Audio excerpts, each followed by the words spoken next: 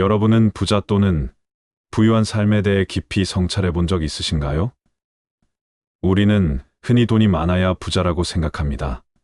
좋은 집, 넓은 정원, 그리고 여유로운 통장 잔고. 많은 사람이 이런 것들을 부유함의 기준으로 삼고 그것을 얻기 위해 끊임없이 바깥을 향해 달려갑니다. 정말 그런 것들이 진정한 부유함일까요?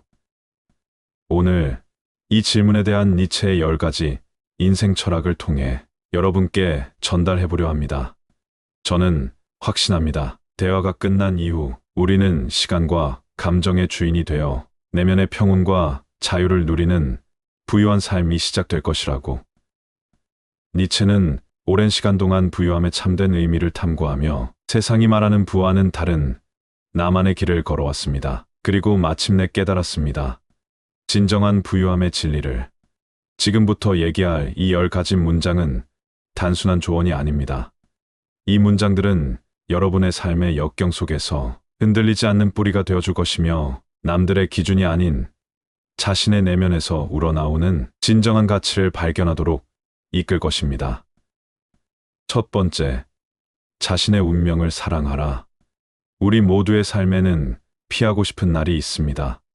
도망치고 싶고 모든 것을 내려놓고 싶은 순간들이 예고 없이 찾아오기도 합니다. 예상치 못한 실패, 깊은 상처, 그리고 때로는 감추고 싶은 부끄러운 순간들까지. 우리는 이러한 것들을 부정하고 외면하려 애씁니다. 마치 불행이 자신을 비껴가기를 바라며 눈을 감는 것처럼 말입니다. 그러나 니체는 강력하게 말합니다. 그 모든 것을 피하려 하지 말고 그 운명 자체를 사랑하라고. 실패와 상처, 부끄러움까지도 나의 일부로 기꺼이 껴안을 수 있을 때 비로소 우리는 단단해질 수 있습니다. 운명의, 즉 아모르 파티는 단순히 주어진 현실을 체념하고 받아들이는 수동적인 태도가 아닙니다. 오히려 우리 삶에서 벌어지는 모든 사건들을 능동적으로 받아들이고 그것을 자신의 성장을 위한 강력한 발판으로 삼으려는 의지적인 선택입니다. 모든 경험이 나를 이루는 소중한 부분임을 깨닫고 그 속에서 의미와 교훈을 찾아내는 것이야말로 진정한 운명의 정신입니다. 자신의 운명을 사랑하는 자만이 그 어떤 상황에서도 자유로울 수 있습니다. 외부의 환경이나 예측 불가능한 사건들에 휘둘리지 않고 자신의 내면에서 우러나오는 힘으로 삶을 이끌어갈 수 있는 진정한 자유.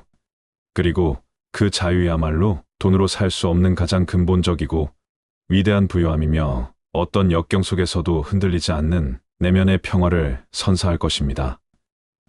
두 번째, 가장 부유한 자는 가장 적게 원하는 자다. 세상은 우리에게 끊임없이 더 많이 가지라고 속삭입니다.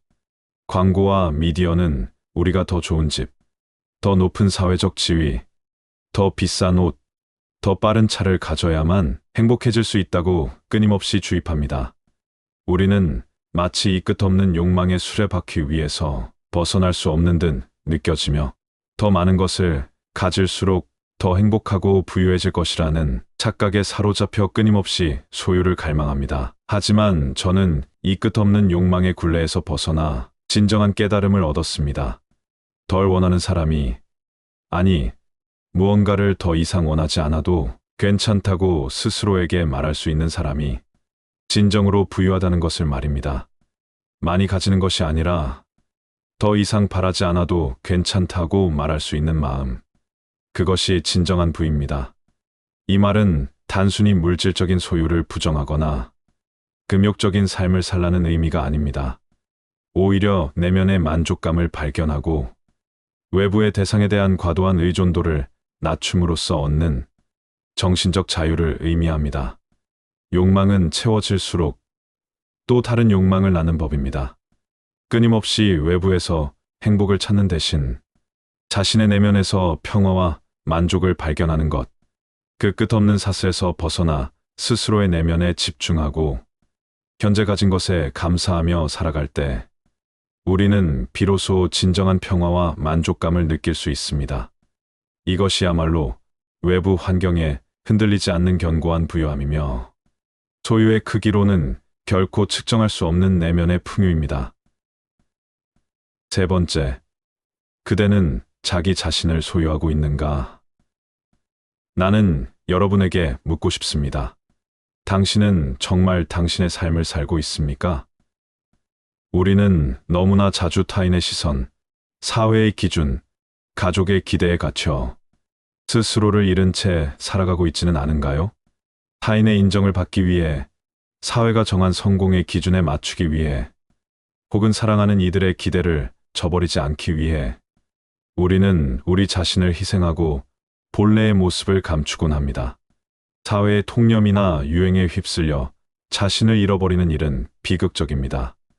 우리는 우리 자신의 고유한 색깔과 목소리를 잃어버린 채 남이 원하는 모습으로 살아가고 있지는 않은지 진지하게 성찰해야 합니다. 하지만 진정으로 부유한 사람은 바로 자기 인생을 스스로 결정할 수 있는 사람입니다. 남이 정해놓은 길이 아니라 자기 안에서 우러나오는 진정한 방향으로 나아갈 용기를 가진 사람입니다. 그대가 그대 자신을 소유하는 순간 그대는 이미 누구보다 부유해졌습니다. 이것은 자기 주도적인 삶을 살라는 강력한 메시지입니다. 외부의 압력이나 기대에 굴하지 않고 자신의 가치관과 신념에 따라 삶의 중요한 결정들을 내리는 능력은 그 어떤 물질적인 부보다 값진 것입니다. 자신의 욕망과 목표를 스스로 설정하고 그것을 향해 나아가는 주체적인 삶이야말로 진정한 자유를 선사합니다. 자기 자신의 주인이 되는 것, 외부의 간섭 없이 자신의 삶을 온전히 통제할 수 있는 것, 그것이 바로 진정한 자유이자 부유함의 본질이며 흔들리지 않는 내면의 힘을 길러줍니다. 네 번째, 자기 안에 혼란을 껴안는 자만이 별을 낳는다. 당신 안에 혼란이 있습니까? 불안, 외로움, 분노, 좌절. 이러한 감정들은 우리를 혼란스럽게 하고 때로는 나약하게 만듭니다. 우리는 이러한 부정적인 감정들을 회피하거나 억압하려고 합니다. 마치 어두운 그림자를 외면하듯이 말입니다. 그러나 니체는 강력하게 말합니다. 그 감정들은 결코 무가치한 것이 아니라고. 저는 그 혼란 속에서 가장 깊은 철학을 길어 올렸습니다. 삶의 가장 깊은 통찰과 성장은 종종 가장 큰 혼돈의 순간에서 비롯됩니다. 사람은 어둠을 외면할 때 약해지고 오히려 그 어둠을 기꺼이 껴안고 직면할 때 비로소 진정으로 강해집니다.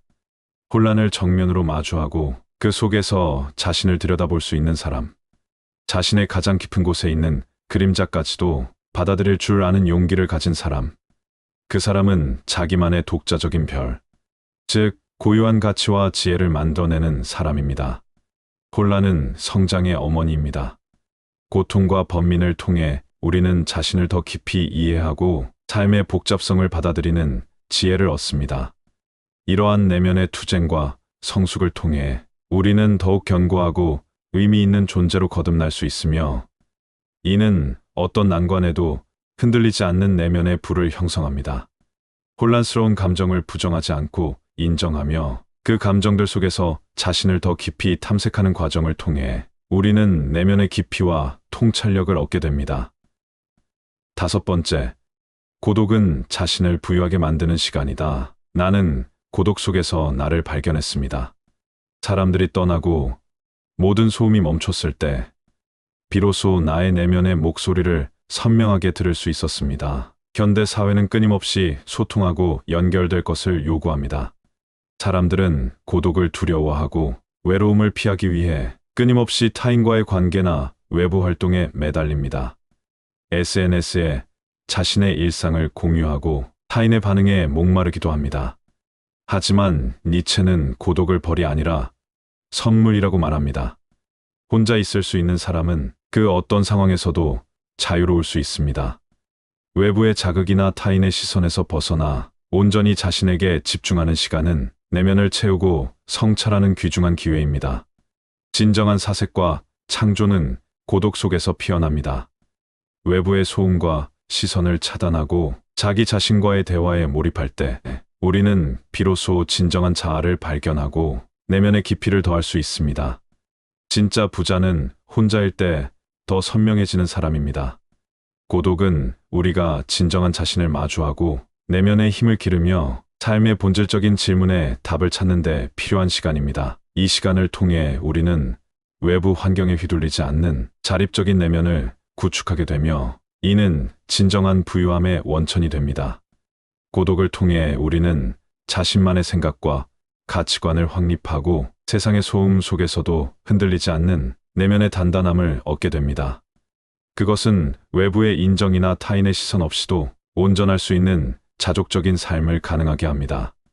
여섯 번째, 비교는 마음을 가난하게 만든다. 우리는 늘 남과 비교하며 자신을 평가하는 습관에 젖어 있습니다. 다른 사람의 성공, 행복, 소유물을 보며 자신과 비교하고 그 결과 좌절하거나 시기심에 사로잡히곤 합니다. 이러한 비교는 끝없는 불만을 낳고 자신의 삶에 대한 만족감을 훼손시킵니다. 다른 사람의 화려한 면모만을 보며 자신을 보잘것없게 여기는 것은 스스로를 가난하게 만드는 일입니다. 그러나 이러한 비교가 깊어질수록 자기 삶에 대한 애정은 사라지고 우리는 끊임없이 부족함을 느끼며 마음이 가난해집니다. 니체는 말합니다. 비교는 타인의 기준으로 자신을 재단하는 일이며 이는 결국 스스로를 불행하게 만드는 길이라고. 진정한 부자는 남과 다른 길을 걷는 사람입니다. 그 다름 속에서 자신의 리듬을 믿고 자신만의 가치를 추구하는 사람입니다. 그때부터 사람은 점점 부유해집니다. 타인과의 비교는 끝없는 불만족을 낳고 우리의 에너지를 소모시킵니다. 자신의 고유한 강점과 개성을 인정하고 자신만의 속도로 나아가는 것이 중요합니다. 자신에게 집중하고 자신의 성장에 초점을 맞출 때 우리는 비로소 진정한 만족감과 내면의 풍요를 경험할 수 있습니다. 외부의 기준에 얽매이지 않고 자신의 내면에서 행복을 찾는 자만이 진정으로 부유한 삶을 살아갈 수 있습니다. 이 과정에서 우리는 자신의 가치를 스스로 정의하고 외부의 평가에 좌우되지 않는 강력한 자존감을 확립하게 됩니다. 일곱 번째, 자신을 초월하는 사람이 가장 강하다. 누군가보다 잘나고 싶다는 마음은 우리를 끊임없이 경쟁으로 내몰고 결국 타인의 노예가 되게 만듭니다. 타인과의 경쟁에서 이기는 것이 성공의 전부라고 생각하는 순간 우리는 우리 자신의 진정한 발전을 외면하게 됩니다. 외부의 인정을 쫓아가는 삶은 결국 지치고 공허해질 뿐입니다. 니체는 말합니다. 진정으로 강한 사람은 어제의 나를 넘어서라고 외치는 사람이라고. 스스로를 뛰어넘는 사람이 가장 단단하고 동시에 가장 유연합니다. 그는 실패에도 쉽게 무너지지 않고 오히려 실패를 통해 배우고 성장하며 성공에도 자만하여 도취되지 않습니다. 성공은 다음 단계로 나아가기 위한 디딤돌일 뿐이라고 생각합니다. 그런 사람만이 지속적인 불을, 즉 끊임없이 성장하고 발전하는 내면의 불을 만들어냅니다. 자신을 초월한다는 것은 과거의 자신보다 더 나은 존재가 되기 위해 노력하는 것을 의미합니다. 이는 외부의 경쟁이 아니라 내면의 성장을 목표로 하는 건강한 태도입니다. 이러한 자기 극복의 과정은 우리에게 끊임없이 새로운 가능성을 열어주고 어떤 어려움에도 굴하지 않는 강인한 정신력을 부여하며 이는 진정한 자아 성취의 기반이 됩니다. 자신의 한계를 넘어서는 용기와 의지는 그 어떤 물질적 부보다 강력한 내면의 자산이 됩니다. 여덟 번째, 삶의 의미는 스스로 만들어야 한다. 많은 사람이 삶의 의미를 외부에서 찾으려 합니다.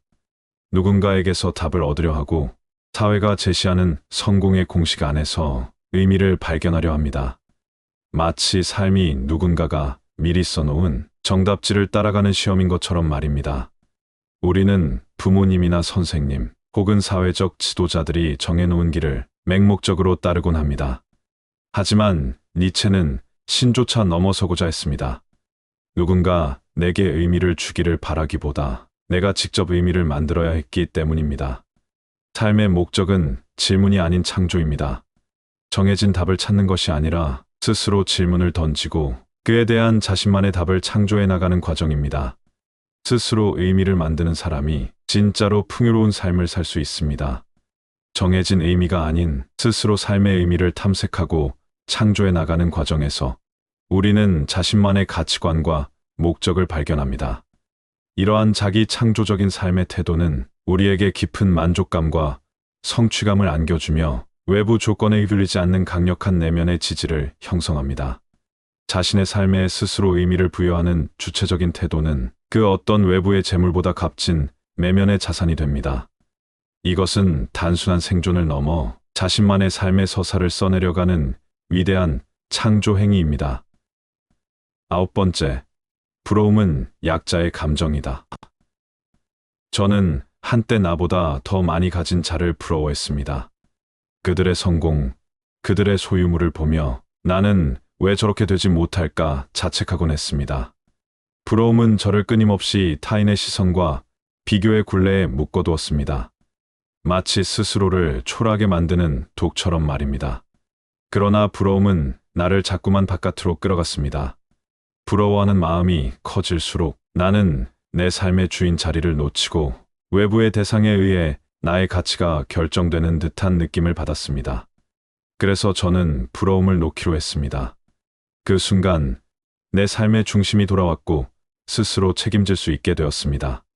부러움을 벗어나는 사람은 자신만의 부를 쌓을 수 있는 사람입니다. 부러움은 타인의 삶을 자신의 척도로 삼는 불행한 습관입니다. 이는 우리를 끊임없이 남과 비교하게 만들고 자신에게 없는 것을 갈망하게 함으로써 내면의 평화를 앗아갑니다. 부러움에서 벗어나 자신의 삶에 집중하고 자신의 고유한 가치를 인정할 때 비로소 우리는 진정한 자기 만족과 풍요로움을 경험할 수 있습니다.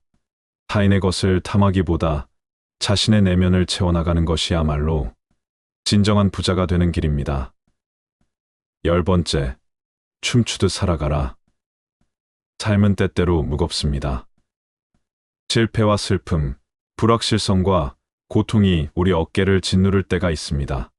삶의 무게는 우리를 압도하고 때로는 모든 것을 포기하고 싶게 만듭니다.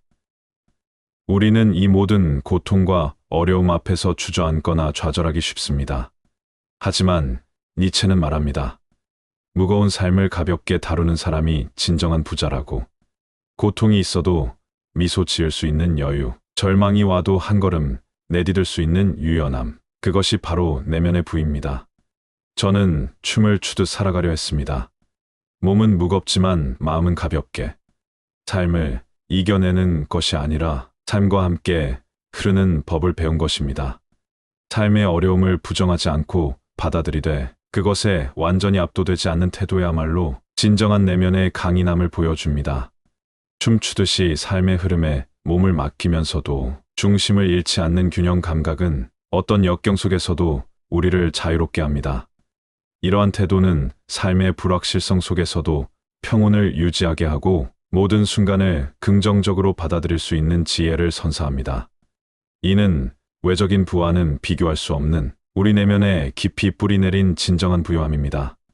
육체적인 고통이나 외적인 어려움 속에서도 정신적인 평화와 유연함을 잃지 않는 능력, 이것이야말로 니체가 말하는 가장 숭고한 형태의 부요함입니다. 이 10가지 문장은 제가 살아오며 얻은 가장 값진 자산입니다. 저는 이 가르침들을 통해 진정한 부요함이 어디에서 오는지를 깨달았습니다. 사람들은 자꾸만 바깥에서 부를 찾습니다. 통장 잔고를 늘리고 더 큰 집을 소유하고 더 많은 물질적인 풍요를 누리려 합니다. 그러나 저는 단호히 말합니다. 진정한 부요함은 내면에서 조용히 자라나는 힘이라고. 그것은 외부의 상황이나 타인의 평가에 흔들리지 않는 자기 확신, 삶의 모든 순간을 받아들이고 사랑할 줄 아는 용기, 그리고 자신만의 길을 걷고자 하는 주체적인 의지에서 비롯됩니다. 지금부터 당신 안에도 이 힘이 자라고 있다면 당신은 이미 부자의 삶을 시작한 것입니다. 당신은 이미 세상이 줄 수 있는 그 어떤 물질적인 부보다도 값진 보물을 소유한 것입니다. 그리고 그 삶은 바로 당신의 오늘, 당신의 작은 선택에서 비롯됩니다. 오늘 이 순간 여러분은 어떤 선택을 하시겠습니까? 외부의 기준에 휘둘리는 삶을 계속할 것인가요? 아니면 내면의 부유함을 찾아 자신만의 길을 걸어갈 것인가요? 저는 여러분이 이 10가지 문장을 통해 여러분 삶의 진정한 불을 발견하고 그 불을 통해 더 깊고 의미 있는 삶을 살아갈 수 있기를 진심으로 바랍니다. 여러분의 삶이 내면의 풍요로 가득 차길 응원합니다.